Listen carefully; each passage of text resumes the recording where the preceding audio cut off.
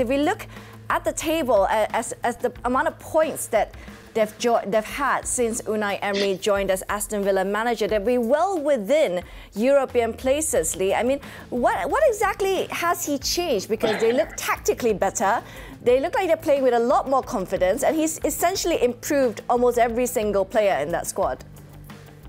Yeah, well, I mean, this is a good squad of players that you know he's took under his belt, and I think it didn't quite work for Steven Gerrard, unfortunately. And sometimes it takes someone different, a new. I know they say it's a new voice and whatnot, but listen, we're not talking about any manager. We're talking about Unai Emery, who has got so much experience, you know, across the board of winning things and coming in and stamping his own duty on what he wants from the team. It's been brilliant. I watched their first game and completely changed the formation. I mean, people say it's a 4-4-2, but it has like a box formation with like Ramsey, Emery Buendia playing at sort of just behind the front areas, and obviously Leon Bailey that has a bit of a license to go and roam down that right-hand side, coming in on the left. And he's getting a tune out of Ollie Watkins. Defensively, they've looked fantastic.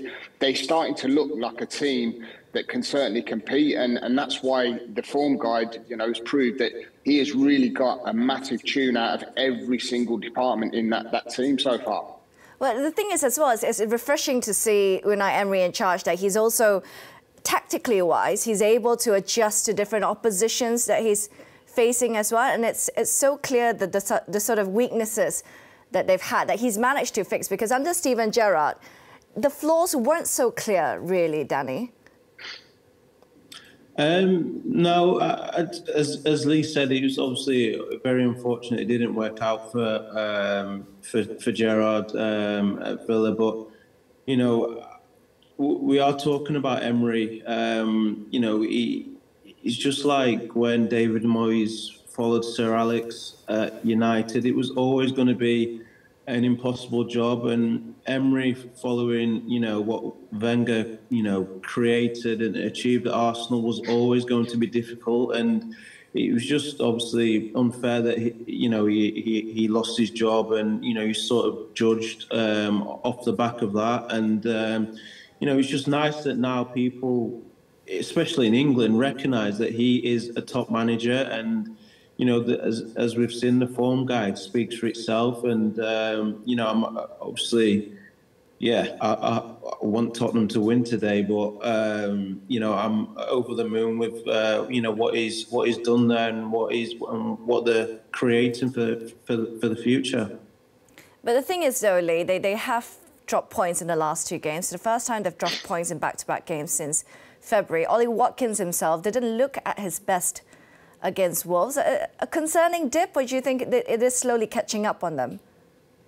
Yeah, I mean, you could listen when you're scoring goals and you're in the limelight for doing so, and people are talking about how well you've done. You know, it's hard to maintain that. I think that's when you put the top class in that category. You know, the likes of Harry Kane, the Haalands, who consistently do it week in, week out, and produce and put on a good performance. Ollie's playing in that role where I think Unai's just got him playing in between sort of the box, where he looks so dangerous. You know, he's a threat. He was a wide man. He came in from Brentford playing out wide, and they played him in that forward area where he scored a lot of goals. But his movement, his work ethic is absolutely fantastic. And he's working a lot smarter as well, working smarter rather than harder, if that makes sense.